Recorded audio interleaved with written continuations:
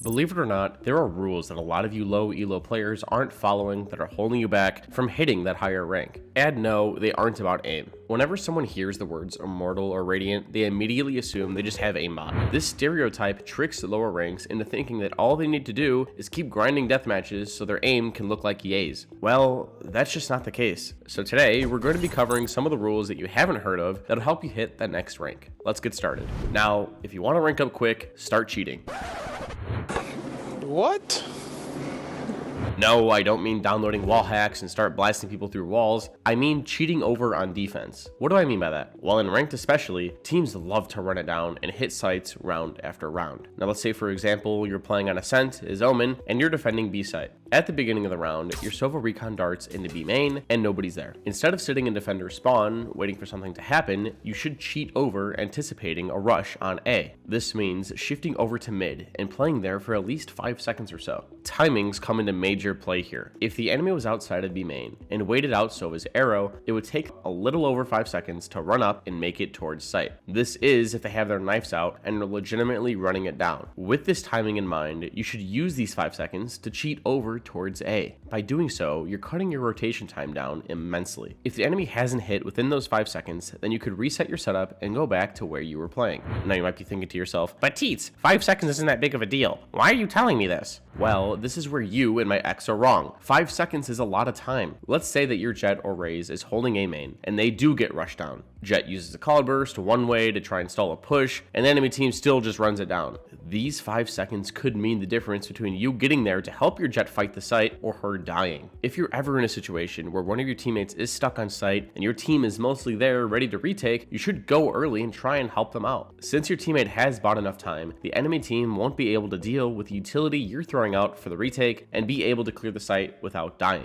But if you stood around and didn't cheat over, you wouldn't be there in time to save your Jett. Then you would have a higher chance of losing the round. And this applies to a ton of different situations. If you're playing Nest on Breeze as Sova and your KO knifes B main and sees nothing, you should cheat over to A for a few seconds. If you're playing B on Haven and your teammate jump spots C and sees nothing, you should cheat over into A link. These precious seconds matter, and if you want the enemy team to run into a stack every round, you really should keep this rule in mind.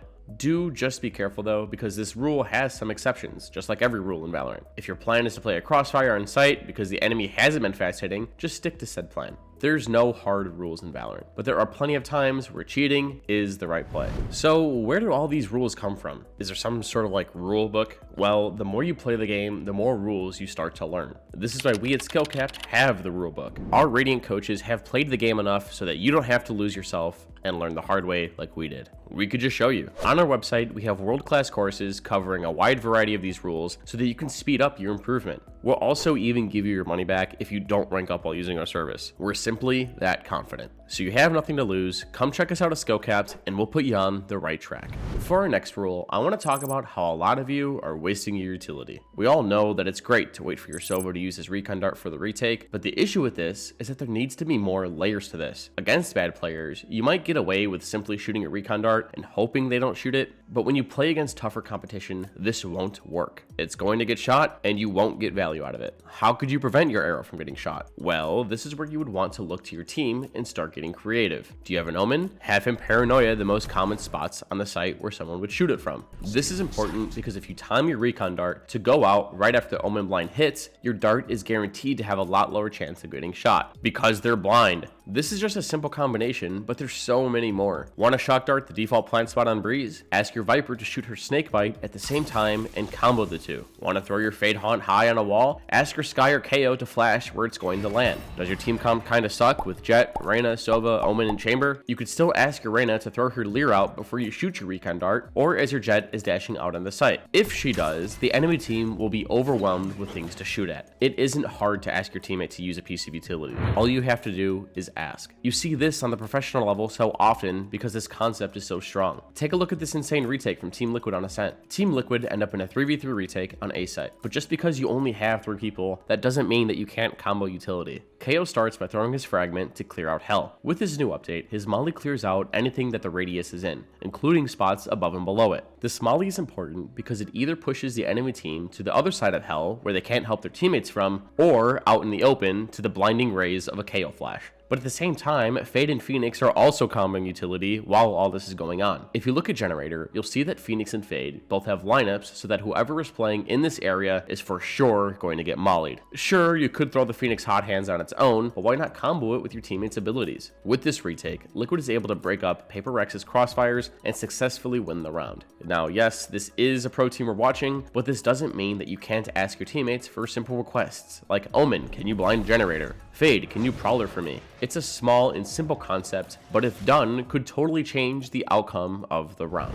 So I mentioned how previously you should cheat over in some situations unless the enemies played a certain way. Well, one fundamental play that good offenses utilize a lot is faking. Faking is essentially making it look like your team is going towards a certain site, but in reality, your team is sneaking onto the other. By doing this, you'll anchor enemies on their sites in future rounds and you'll run into less stacks. They'll be worried you're faking again, lurking, or just defaulting. Now, here are a couple rules of faking that I like to keep in mind when trying to create one with my team. Rule 1. You need to have at least 3 people committed to the fake. In order to bait over rotates, you really need to give the enemy team a reason to do so. Let's say that you Omen Paranoia on B and your Jett runs in solo. This isn't going to be a good fake because your Jett is the only one showing presence and making noise. Plus, all you did was throw in an Omen flash. The Jett doesn't have a lot of support, so when she actually ends up committing, she's kind of throwing her life away. A better fake would be something like this: an Omen blind, a market smoke, some initiator utility like a Sova dart, and then for Jett to dash out onto switch. Plus, you should have people running after her making footstep noises. Or what you could do is commit an ultimate to a fake. Every ultimate in the game is extremely strong and valuable, so the second the enemy sees that you're committing it to a play, it usually does a good job at selling it. KO ultimate, Sky ultimate, Breach, Phoenix, Raze, Killjoy, Astra, even Viper. All of these ults and more are great at manipulating rotates. Combine all this utility and this literally looks like an execute. The Sentinel is usually the last on site along with controller. So as long as Jett gets out and can get one, do some damage, or you guys can show that 3 or more people were there, that should be more than enough to sell a fake.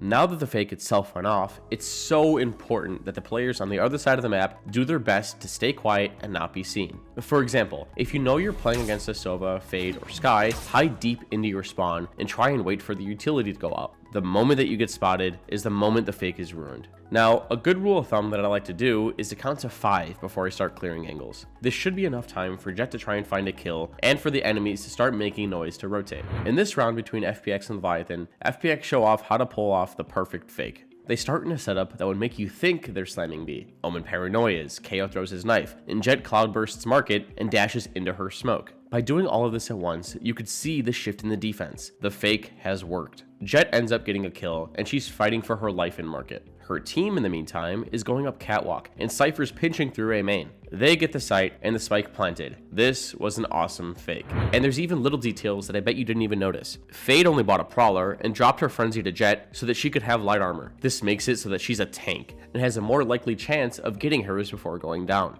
Not only that, but Cypher's even seen throwing a cage over the top of A main, and it blocks off tree so his teammates could pile in. Again, this fake follows the 3-person rule I mentioned before. The enemy saw Omen's Paranoia, KO 0 point, Fade's Haunt, and Jett dashed out and went through market. That's 4 people versus the 3 I mentioned. They really wanted to sell this fake. Also, notice how far back Cypher is playing. If their Fade haunts, KO throws a knife, or Sova shoots a recon dart, it won't catch anyone. Through and through, this was run to perfection and worked great. I know this is a professional team, but you could still run similar plays like these in your ranked games. So hopefully you guys can take these rules that I just showed you and apply these to your ranked games. Each of these are useful in their own right. Essentially, if you can get your team's utility all on the same page, you'll have a huge advantage over your enemies. Anyways, if you guys enjoyed the video, be sure to drop a like and subscribe to the channel down below. It really does help us out. But before you go, keep in mind that this is all just one of many in-depth guides that we have on our website though. Also, if you want a chance at having your VOD reviewed, be sure to subscribe on our website at SkillCapped.com. We also have tons of Radiant Smurf commentaries where we have Radiant players walking through exactly how to have the most impact possible in a bunch of different situations. It's also backed by a rank improvement guarantee, and the reason to do that is because you're just that confident that our service works. And if it doesn't work, you shouldn't pay. So what are you waiting for? You got nothing to lose. Head on over to SkillCapped.com and get started your way to that rank that you deserve. And yeah, that's it. Thanks for listening, guys. I'm Teets, and we here at SkillCapped want to thank you all for watching, and we'll catch you guys in the next one. Take care.